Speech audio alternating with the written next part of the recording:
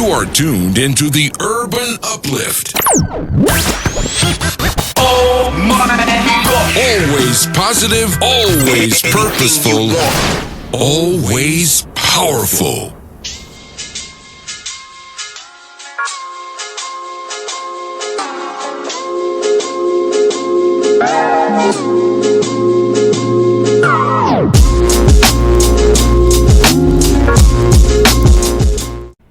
Welcome back to the show, everybody. It's, again, the Mike Brown Morning Show here on the Urban Uplift, and we're still here with our guest today, attorney Rebekah Coleman.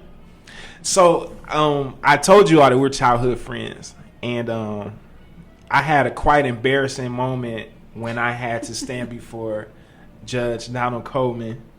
I also know him as pastor, apostle. So all of the embarrassment that I could feel, I felt right then. And so, but he was very, if I can use the word, gentle and understanding. And so I guess I can talk about why I was there. So in Michigan, we had this thing called driver's responsibility fee, which meant that if you get a ticket, you not only do you have to pay the ticket, but then there's a fee that comes along with the ticket. Yes. And it was just done away with, I think, maybe last fall or something like that. It might have been a couple years, but years. It's fairly recent. So, but for years, I was in the trap of driver's responsibility fee because I would pay to get my license reinstated, but then I would have to set up an arrangement for the responsibility fee. And that fee could be anywhere from $250 to $1,000. And so what happens is if you don't make those payments, they suspend your license again. Then you get pulled over again. You may or may not know that your license are suspended, but it don't matter. You get another ticket for suspended license. So if you keep getting those tickets, you keep getting those fees. And you could wind up owing $5,000 or more dollars. So with that being said, a lot of us was in that trap. I can speak to my community, being a black male. Almost everyone I knew that was a black male was in that same trap. So since you've been practicing law, have you seen any of that, and what effect did it have on our society, our community? Well, that's one of the things that I would do when the courts were open. I did the traffic docket pretty much daily at 36th District. So what you're not saying is you didn't take care of the tickets when you first got them. Oh, wow. Okay. True. That's true. And so I'm convicted now. That's one of the things that gets a lot of young men in trouble. Young women as well, but a lot of times young men. So the key thing is, yes, some of us are getting pulled over more than others, but the thing to do is to make sure you take care of the stuff right away so the license never gets suspended. Because once it's suspended, then we have all types of issues. And, in a perfect world, you stop driving. But, that doesn't really happen. And so, by the time they're coming to me and want to get things worked out, they have 50 tickets. And I'm not exaggerating. One ticket leads to the next, to the next, to the next. And they're getting you not only on not having a driver's license, most of the time you don't have insurance, you don't have registration. So there you got 3 misdemeanors out of just running a red light or going too fast, passing a stop sign. So what was a civil infraction, meaning there was just a fine, has now turned into multiple misdemeanors, which are criminal offenses. Oh, God. And you could actually go to jail.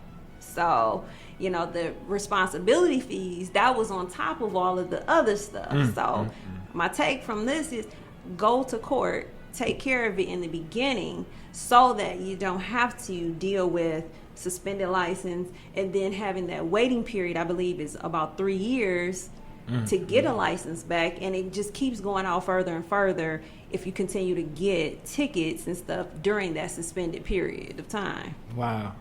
While you were talking, I relived that whole period in my life. And it was kind of painful, but it's very necessary.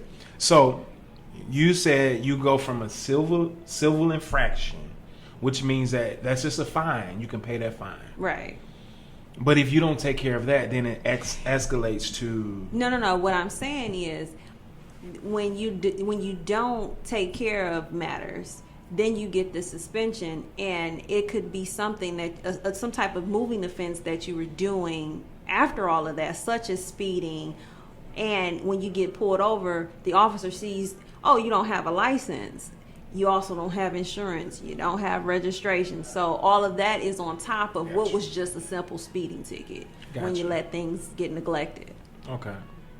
So what is a misdemeanor? A misdemeanor is a crime that's punishable up to a year, and it also has fines. Most traffic offenses, like driving license suspended or not valid, is usually 93 days in jail and or a $500 fine. But if it's a repeat offender, it can go up to a year. So. Oh my goodness. So yeah, you could have went to jail. That's what I'm. Thank you, Jesus. Thank you so much. Let me tell you what happened to me one time. Mm-hmm. So this is gonna help somebody too. I had a list of tickets or whatever. I had taken care of everything. And the reason I know that I did is because when I went to the Secretary of State, I got a clearance. Yes. And so we know that you can't, in Michigan anyway, you can't get a clearance if you got any warrants, any ticket. Well, right. If you have any outstanding matters, you're not going to get clear yet. Because many a time I stood in that line for them to say, sir. All right. So I was good. I had my license. I had to go to the friend of the court. Right? Yeah, that can keep you from your license. But I had my license. Everything was fine. It was one of those, what do you call it? When they want to, they call you in to make sure everything is still everything. I forget what it's called. A review? A review or something like that. We both showed up. We, on the way out, we leaving. I think she signed an affidavit because I had given her money outside of what, it wasn't directly reported. So we handled all that. We getting ready to go. They say, Mr. Brown, can we see you in the back? Now, we're not in court. We're just at this glass window where you talk to people and pay people. Right. And so I go behind because this office is back there. I'm not thinking anything of it. Officer comes out with handcuffs and says, you have a warrant for your arrest in Oak Park, I think it was. I said, sir, that's not possible because I got my license. And it was that same week that I had gotten my license. That's why I was so confident going in there. He was like, nope, I got to take you. I had a suit on my way. I was about to go out of town. They took me and put me in jail for it was less than an hour, but still. Yeah. So my point in that is they put me in a place where people have been in there for weeks. And I'm just like, what if they was on the edge and was about to jump and I'm in there and that wasn't fair. Right. And I thought you were going in a different direction with that, but if child support get in arrears, I believe at $5,000, that's a felony. Wait. Wait. That's a felony? Yes. Okay, now. I know it's levels. You said a misdemeanor is punishable up to a year plus fines. Yes. So then the next level is a felony. So a year and a day, anything that has a maximum penalty beyond a year and a day, or beyond a year, so a year plus 1 day or whatever, is considered a felony. And those have fines as well. So as it relates to jail time with the felony, that could be prison. Mm-hmm. And prison could. So what's the minimum amount of time for prison? Oh, you can go to prison for a day. I mean, that's not likely, but I got you. You can, with felonies, you can get prison sentences. With misdemeanors, the maximum is jail sentences. My. So just to be clear, you can go to prison for being $5,000 in arrears. Yes. Okay. Now, I know I'm helping somebody right here, so I got to park here for just a moment. So, what steps does a person take if they are $5,000 in arrears? Well, trying to get in some type of payment plan before the Attorney General's office takes over the case, or sometimes the prosecutor's office. But most of the cases that I've seen have been with the Attorney General, so it's about getting on top of it before that warrant gets issued. So get in some type of payment plan, go pay $1, pay something, but show that you're trying to get that debt down. Got you. Okay. So even if you are in arrears, 5,000 or more, if you're actively paying, then I won't say that it's not gonna happen. I'm just saying that's more convincing and could possibly help get you out of it in the event. But like I said, I don't want to say that it's not gonna happen, but I'm saying work towards getting it down, and it might not. Okay. But if it keeps going up, I'm almost certain that it will. Listen. Okay, I'm looking right into the camera on this one. Gentlemen and ladies, pay your tickets. That's number one. And pay your child support. Yes. Try not to have no child support, but if you do, pay it. Okay. Wow, those are some nuggets. You just helped us out. I appreciate that. No problem. So now I want to talk about your campaign. Okay. You're running for judge for Harper Woods. Yes, the 32A District Court. 32A District Court in Harper Woods. What prompted this? Like, what made you want to make the transition from lawyer to judge?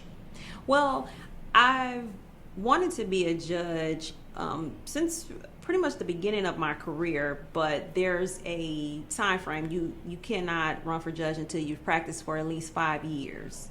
I've been practicing a little over 10 years now. Wow.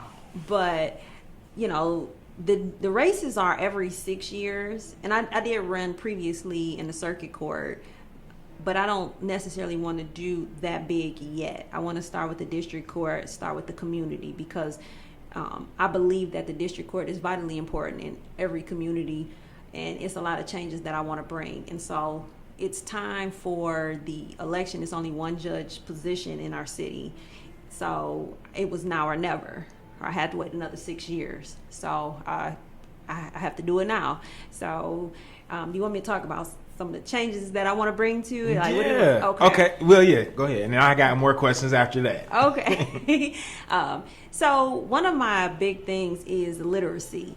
I've noticed that throughout my career, one of the big things, the common things in criminal law is the lack of literacy and drug use. So coupled together, that's almost the making of a crime. Not necessarily. That doesn't mean that everyone who lacks literacy or who uses drugs are going to be committing crimes, but I have seen that as a common thing. And so in the probation department, a lot of times they're saying, hey, go get your high school diploma, do this, and that, but are not necessarily helping people develop the tools in order to successfully complete those tasks that they get. And so when I become judge, I want to bring a literacy program into the probation department so that we're really getting people ready to move forward and be productive members of society. In the district court, it only deals with misdemeanors, but misdemeanors just turn into felonies one day. They pile up, and then a lot of times people go to the next level of crime. And so if we give you the necessary tools to go out, then you are more likely to be successful and to do more positive things with your life. In addition to that, I want to bring different specialty programs. They call them specialty courts at the circuit court and some of the other courts throughout the state. Some of the studies are showing that people who are in these specialty programs, such as drug court, mental health court, sobriety court, they are less likely to be repeat offenders because we are actually addressing the issues and why they have committed these certain crimes. So those are just some of the programs that I want to bring, in addition to finding legal aid for people dealing with landlord, tenant, as well as civil. In Harper Woods, we have a high population of renters, but we don't have any legal aid when they come in. and are facing these evictions and other issues in the landlord tenant. And I think that is injustice, just because you're poor or, not necessarily poor, but unable to afford an attorney does not mean that you should not get that assistance. So I want to bring that there as well. Wow. I wish I could vote for you. Move to Harper Woods. we might need to talk about that because the election is November the 3rd. Yes. Okay. So it's the same day as the general election. So like we said before, like these things are important. Yes. And based off what you said, if you live in Harper Woods, you should vote Rebekah Coleman. Yes. For judge. Wow. So, and there's only one seat in Harper Woods. That's correct. So whatever you come to court for, you're going to see Judge Rebekah R. Coleman. Rebekah R. Coleman. Okay. So you spoke when I first asked you that, you spoke about drugs, about literacy and drugs. What is the impact that legalized marijuana has had in Detroit and the surrounding area? Like, or has it had an impact? To me, not so much. Okay. Because people don't understand you still can't drive around high. It's still operating while intoxicated. So while the use of marijuana in small portions, possessing small portions is legal, there are many other types of crimes that you can still get convicted of. So I don't think that it's really helped anything, right? Just yet. Okay. All right, folks, we'll be right back. Don't go anywhere. Stay tuned. Wake up. Right here. The Mike Brown Morning Show. Wake up, baby, don't you wake up. Hit it in the morning. Heard weekdays 7 to 10 a.m. Eastern Time, right here on the Urban Uplift.